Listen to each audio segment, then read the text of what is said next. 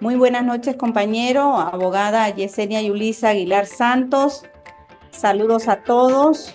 Somos el grupo integrado por su servidora Suba Martínez, Juan Manuel, Alice, Beatriz Santos, Eloísa Mejía Galo, Mario Enrique Ventura Ponce. Y en este caso, pues vamos a empezar nuestra presentación y vamos a dar la introducción para empezar qué es el bloque constitucional y cómo está conformado. En este caso, el bloque constitucional es una figura legal que prevé que existen normas que, sin forma parte del texto constitucional, deben considerarse o incorporarse al mismo Estado, investidas de la misma jerarquía y validez constitucional.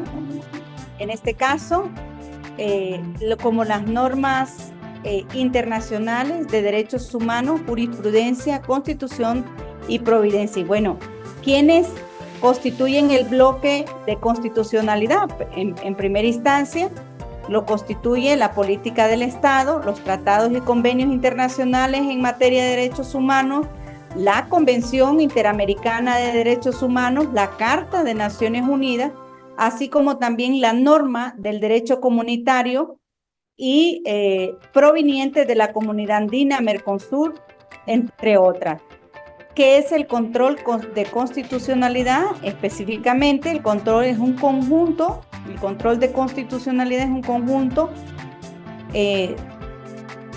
es un proceso mediante el cual se verifica la conformidad de leyes, los actos normativos, las acciones del Estado con la Constitución de un país. Este control se puede realizar por órganos judiciales específicos como cortes constitucionales o tribunales extremos. Es decir, que el control constitucional es un conjunto de recursos jurídicos diseñado para verificar precisamente la correspondencia entre los actos emitidos por quienes decretan el poder de la Constitución, anulándolos como quienes quebranten los principios también constitucionales. Pues dicha norma específicamente da el control constitucional, que es el conjunto de herramientas jurídicas por el cual se asegura el cumplimiento de las normas constitucionales. Se realiza un procedimiento de revisión de los actos de autoridad, por ejemplo, de las normas generales, en este caso, de contradicción con la Constitución, y se procede a la validación de las normas del rango anterior, de conformidad con el fundamento y del principio de la supremacía constitucional. Esto es en síntesis qué es el bloque de constitucionalidad y qué es el control de constitucionalidad. Y continúa nuestro compañero. Adelante. Buenas noches, compañeros abogadas. Mi nombre es Juan Manuel García Sauceda. Mi número de cuenta es 2020-1006-0057.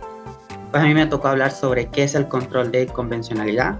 Obviamente el control de convencionalidad es un principio jurídico que establece que las normas y decisiones internas de un país deben ser conformadas a los tratados internacionales de derechos humanos y se ratifica por dicho país. Obviamente este principio se basa en lo que es el reconocimiento de los estados que están obligados a lo que es a cumplir con las disposiciones de los tratados de derechos humanos que se han ratificado. Y estas disposiciones son que prevalecen sobre las normas internas en caso de conflicto. La Corte Interamericana de los Derechos Humanos ha jugado pues un papel muy importante en lo que es en el desarrollo y la aplicación del control de convencionalidad en América Latina.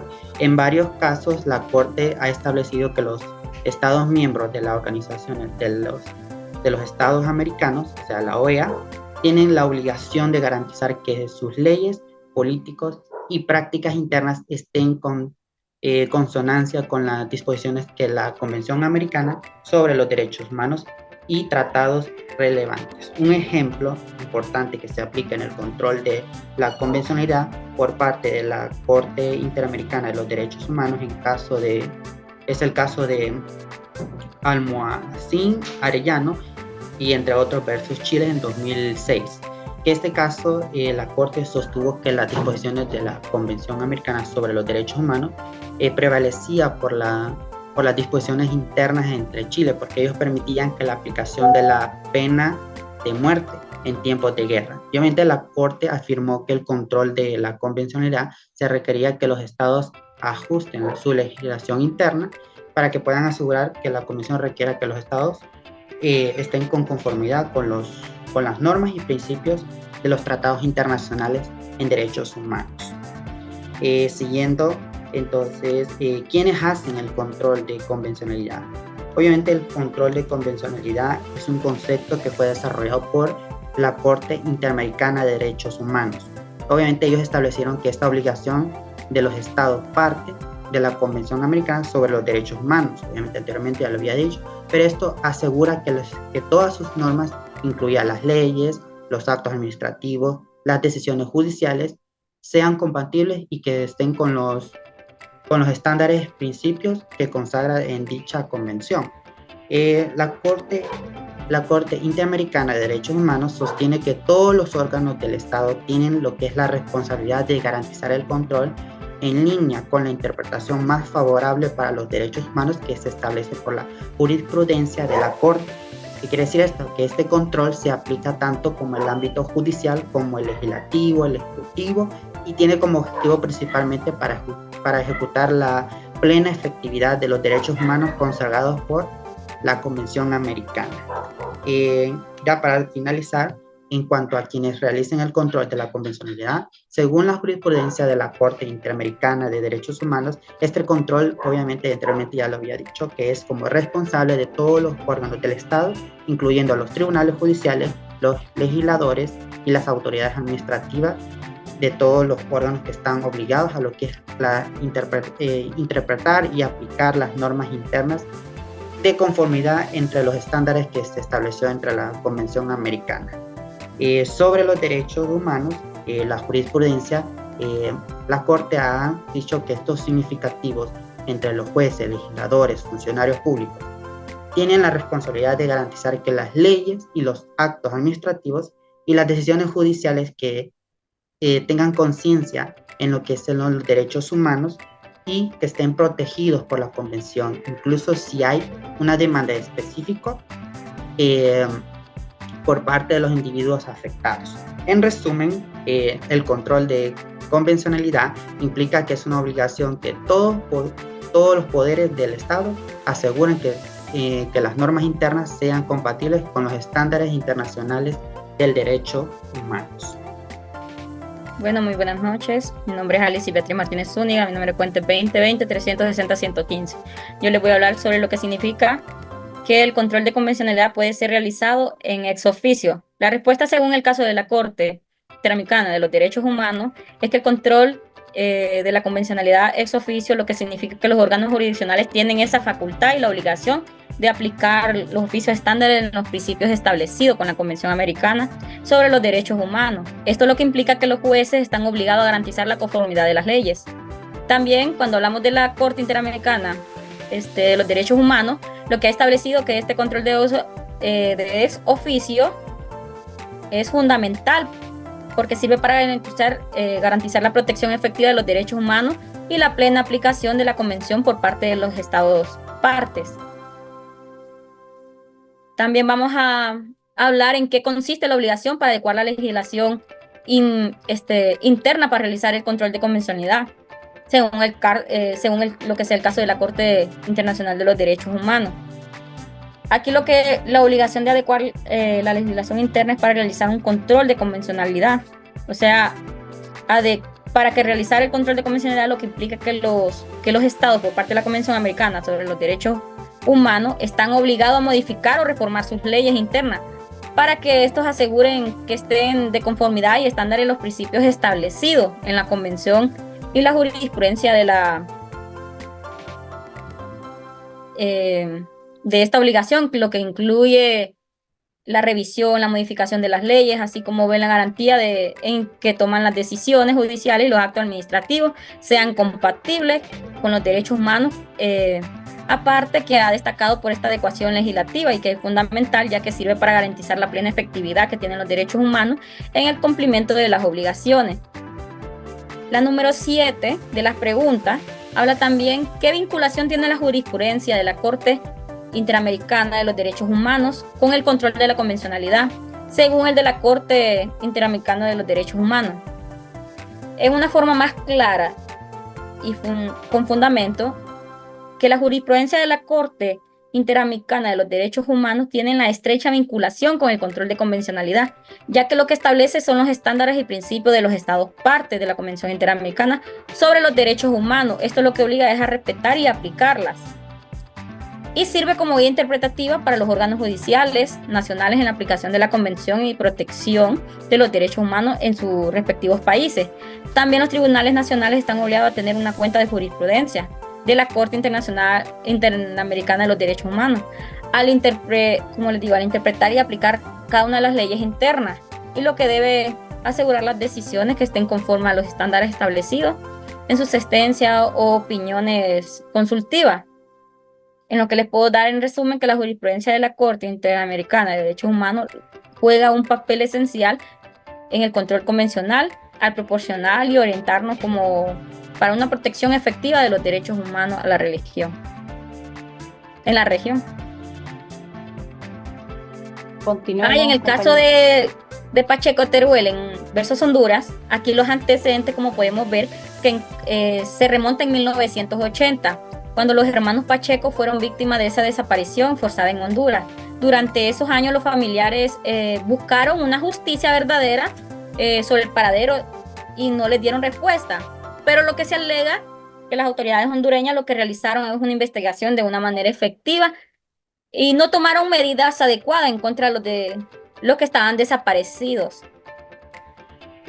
En lo que vemos en el contenido de esta sentencia, lo que hablaban era que la Corte Interamericana de Derechos Humanos determinó que el Estado de Honduras violó varios derechos humanos, incluyendo los derechos a la vida, a la integridad personal, a la protección judicial y a las garantías judiciales. Y lo que hizo que estableció la responsabilidad del Estado por la desaparición forzada de los hermanos Pacheco Teruel, por la falta de investigación que tenía. Además, lo que ordenó la Corte fue que esto se llevara a cabo una investigación exhaustiva, hasta sancionar los responsables de para reparar lo que le causaron a las víctimas, a sus familiares, así como implementar esas medidas para prevenir la repetición de tales violaciones que hicieron a futuro. Un impacto que tuvo este caso fue que en la sentencia marcó un ítem en la lucha contra la impunidad. En este caso, la desaparición forzada en Honduras, lo que se sentó un precedente importante en la parte de la justicia y una reparación de las víctimas en violaciones graves de los derechos humanos en la región. Ok, buenas noches compañeros y abogada Yulisa Aguilar. Mi nombre es Santos Eloísa Mejía Galo. Mi cuenta es 2021-260-394. En esta oportunidad me toca exponer sobre el caso de Vicky Hernández versus Honduras. Sentencia emitida por la Corte Interamericana de Derechos Humanos el 26 de marzo del 2021.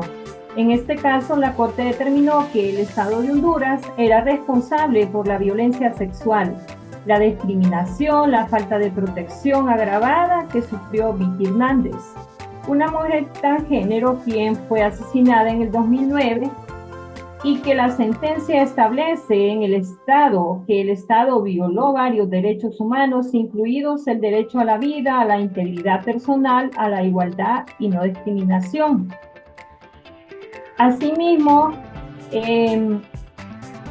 esto está establecido, esta sentencia del 26 de marzo del 2021 de la Corte Interamericana de Derechos Humanos, en la cual pues el Estado de Honduras se declara, ¿verdad?, que es el responsable por la violación al derecho a la vida y a la integridad personal que está establecido en el artículo 4 y 5 de la Convención Americana, en perjuicio, ¿verdad?, de Vicky Hernández, esta mujer que era una transgénero, una trabajadora sexual y también defensora de los derechos de las mujeres trans. Y también la responsabilidad del Estado se configuró toda vez que existen varios indicios de la participación de agentes estatales en los hechos que habrían llevado a su muerte, ocurrida en San Pedro Sula el 28 de junio del 2009. Al encontrar que la violencia ejercida contra Vicky Hernández lo fue en razón de su expresión o identidad de género. El tribunal concluyó que el Estado era responsable por una violación a los derechos al reconocimiento, a la personalidad jurídica, a la libertad personal, a la privacidad, a la libertad de expresión y al nombre. Esto está establecido en el artículo 3, 7, 11, 13 y 18 de la Convención Americana, y que incumplió con la obligación establecida en el artículo 7, inciso A de la Convención Interamericana para prevenir, sancionar, erradicar la violencia contra la mujer en su perjuicio. Por otra parte, también su muerte no fue investigada con la debida diligencia, por lo que se concluyó que se había vulnerado los derechos a las garantías y el debido proceso, tal es establecido en la protección judicial en el artículo 8 y 25 de la Convención, y a la obligación establecida también en el artículo 7b de la Convención Interamericana para prevenir y sancionar, erradicar la violencia contra la mujer en perjuicio de familiares de Vicky Hernández. Por último, este tribunal también declara que se había violentado el derecho a la integridad personal de familiares de Vicky Hernández, y como consecuencia de ello, que para ella tuvo su muerte, ¿verdad? Y otro que podemos observar en esta sentencia es que acá, pues, su responsabilidad por la vulneración a los artículos 825 de la Convención Americana, y se da los hechos, que es la Corte recordó que los hechos del caso tuvieron lugar en un contexto de violencia y discriminación contra las personas lésbicas. En ese marco, las mujeres trabajadoras sexuales eran víctimas de episodios de violencia letal y no letal. ¿Y cuál es el fondo en esta sentencia? Pues consideraciones generales sobre el derecho a la igualdad y a la no discriminación. También están los derechos a la vida, a la integridad personal, los derechos a las garantías judiciales y a la protección judicial, a los derechos al reconocimiento de la personalidad jurídica. También tenemos lo que esto está establecido en los artículos 3, 7, 11, 13, 18 y 24 de la Convención Americana, y el derecho a una vida libre de violencia, Convención Interamericana para prevenir, sancionar y erradicar la violencia contra la mujer, y el derecho a la integridad personal de familiares de Vicky Hernández. Esto lo establecemos en el artículo 5 de la Convención Americana. Entonces, en conclusión, nos damos cuenta que una violentación a los derechos de la vida, en este caso, ¿verdad?, de Vicky Hernández, y que el Estado de Honduras es el responsable de poder, pues, reparar estos hechos y poder dar una respuesta y ser sancionado por lo que ha pasado. Muchas gracias, buenas noches.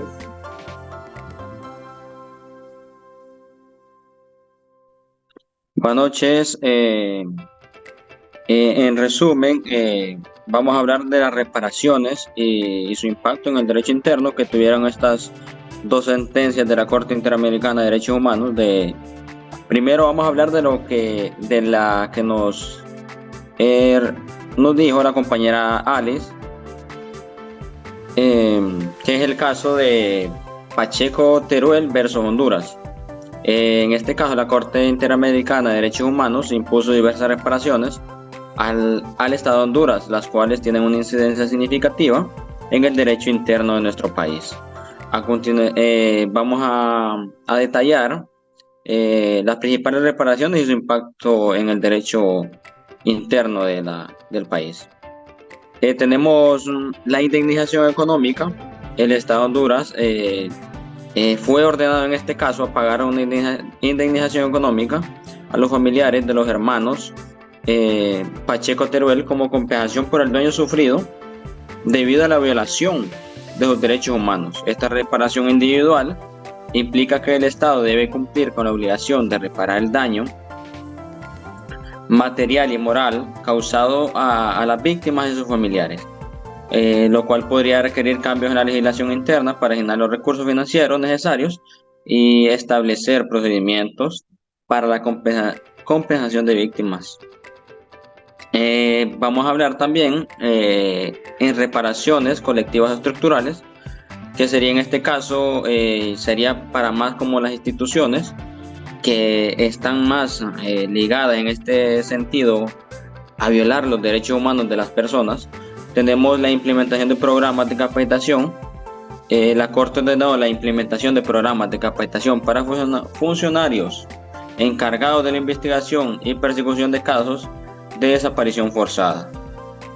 Esto nos implica cambios en las políticas y prácticas institucionales internas para garantizar la formación adecuada del personal encargado de la Administración de Justicia, lo cual podría requerir modificaciones en la legislación o la adopción de nuevos reglamentos.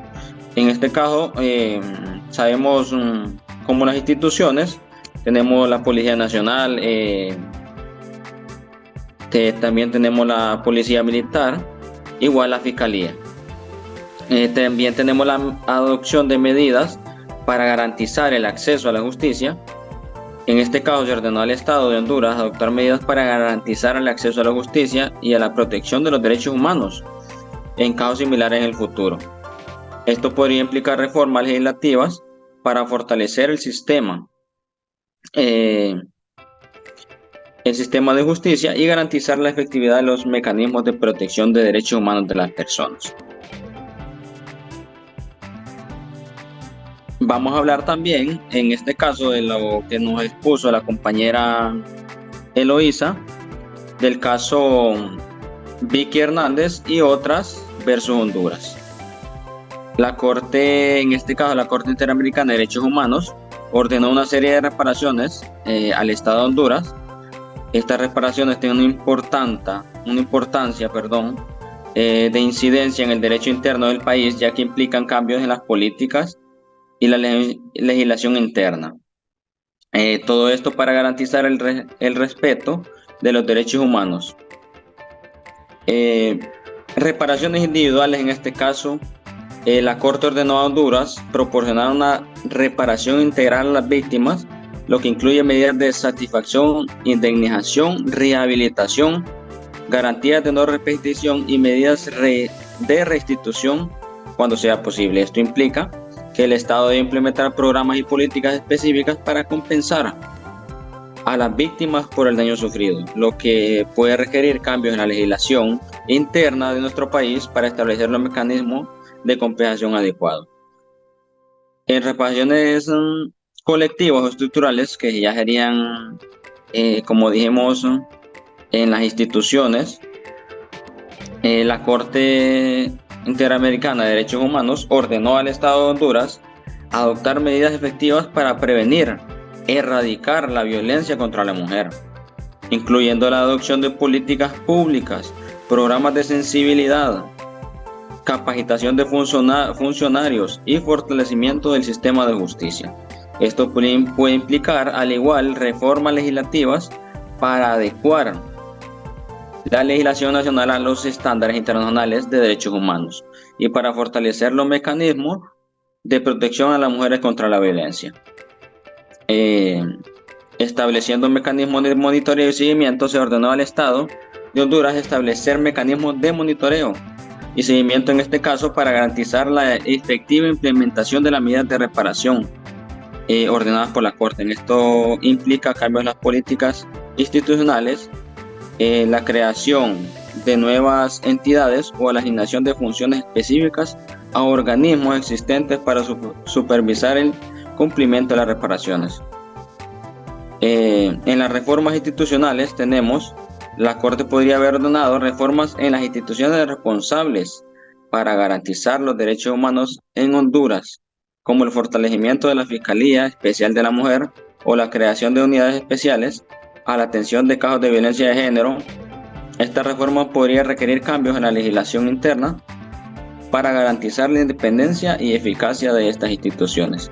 En resumen, las reparaciones impuestas a Honduras en el caso de Vicky y otras, Honduras tiene una incidencia directa en el derecho interno del país, ya que requieren cambios legislativos, institucionales y políticos, todo esto para garantizar el respeto de los derechos humanos, especialmente de las mujeres y las víctimas de violencia de género. Esto sería en este caso de mi parte.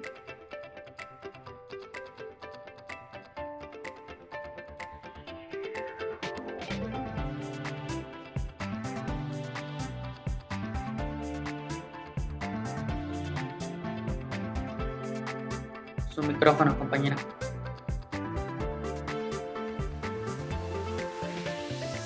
Bueno, y aquí concluimos, gracias compañero, y aquí concluimos esta importante exposición sobre lo que es el bloque de constitucionalidad, el control de constitucionalidad, como también la respuesta según el caso de la Corte Interamericana de Derechos Humanos, los jueces, los órganos y también quienes tienen el control de convencionalidad de la Corte Interamericana de los Derechos Humanos, así como también los casos vinculantes, la vinculación de la jurisprudencia de la Corte, así como el caso Pacheco Teruel en Honduras y el caso de Vicky Hernández, que han sentado precedente en nuestro país, y para culminar la reparación y sus impactos en el derecho interno.